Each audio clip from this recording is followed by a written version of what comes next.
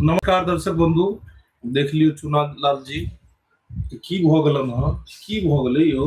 बाप रे बाप, देखै छियै पूरा जे छै से एकदम माथा ताथा फोड़ने छथिन, मुंह कान फोड़ने छथिन। आब की भेलन, कहाँ गेलियै चुना लाल जी यौ? इम्हर आउ ने।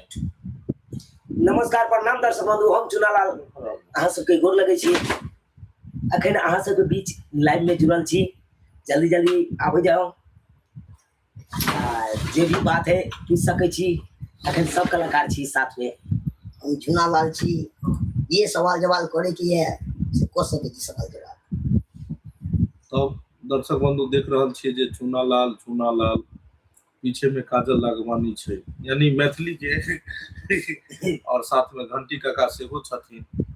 बैसू घंटी काका, की भ गेलै चुना लाल के साथ में घटना जे छै से यौ?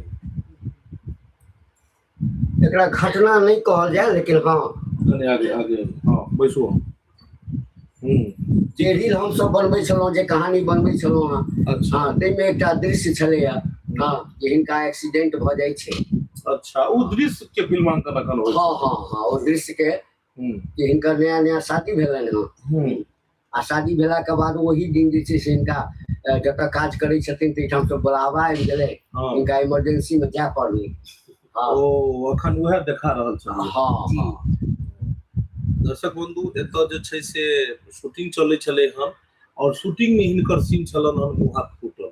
अहाँ सबके लागैत हैत कि जे छै से केना चुनालाल जी के जे छै से एक बैग मुंह कान फूटि गेल। यदि ओरिजिनल में फूटल रहते तो हॉस्पिटल के सीन से देखितो।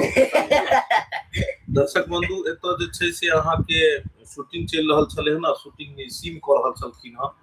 ई जे अपने देख रहल छियै, ई चीज देखाबै छी नजदीक से देखियो, हिनकर फेस के पास कैमरा नहीं है बुझक हो।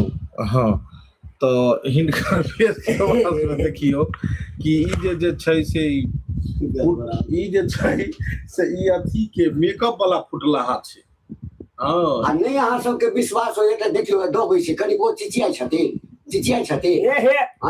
यहाँ पर सीन चलते जाके। अच्छा, तोरा ससुरा में ये बजान गे पगला के भेष में, तोरा ससुरा में ये बजान गे पगला के भेष में, गुलरी के फूल बन गला ही पियावा के देश में। बुझक